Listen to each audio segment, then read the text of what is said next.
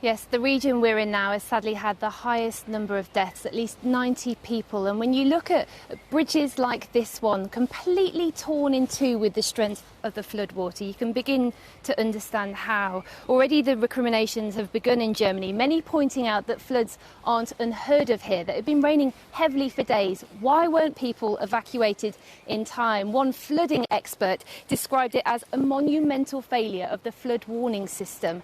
Today, the Interior Minister visited this town. He pushed back on that, saying people were playing politics and that the relevant warnings were passed down to local authorities and it was up to them to decide on how to act. But certainly from the people that we've been speaking to, they had no idea what was coming their way. A trail of destruction now lines the River Aar. The normally calm flow of water rose to heights never seen before after 2 months of rain in as many days flowed into the valley. The brown line on this house revealing the frightening depths it reached. The cleanup has hardly begun in many of these areas. First, they need to do the grim job of sifting through to check for the missing. At least 160 people have already been found dead in Germany, the worst natural disaster in the country for almost 6 decades. Ich bin 85 und das ist... Huber Schlosser grew up in this German village. He's never seen anything like this before.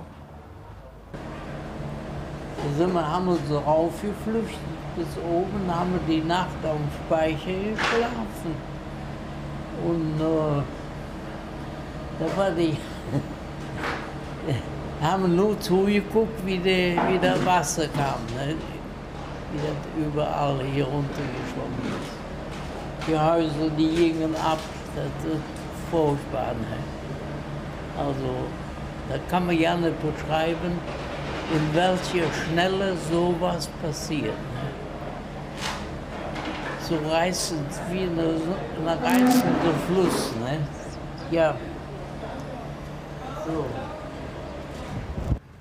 The devastation of his village is incomprehensible to him. In den Kriegsjahren, da habe ich auch alles erlebt. Das war nicht so schlimm wie das hier. Die Bomben, die da gefallen sind, da fiel hier eine Bombe, da eine Bombe, blieb alles trocken. Aber hier das Wasser, das ist schlimmer als wie im Krieg. We spoke to the owners of this house earlier. It might still be standing, but you can see the foundations have been completely washed away. They've been told it's not safe to go back inside and that unfortunately it will have to be demolished. And that's what a lot of these homes around here are facing. They may have survived the initial impact of the flood, but they're now not safe to use and will have to be knocked down. Last Saturday, Sunday, we wanted to open, but the weather was not so good. Michael's hotel and restaurant was renovated while closed in the pandemic. Its grand reopening was on Saturday, by which time it was flooded.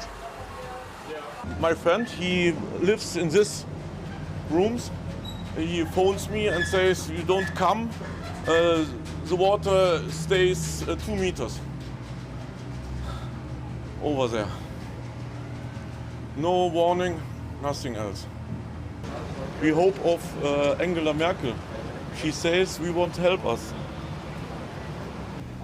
The village of Schuld and the others also lying in ruins hope that in the short time she has left in power, Angela Merkel will stay true to her promises, not just the billions of euros that will be needed to build back their lives, but to work out what needs to drastically change to stop it from happening again. And on that drastic change, I'll leave you with the thoughts of the President of the European Commission, Ursula von der Leyen. She said today the big picture is clear. We have to do more on climate protection and we have to do more on climate adaptation to be resilient against flooding and extreme weather, and we have to act quickly. Back to you. Anja Popp in Ahrweiler in Germany.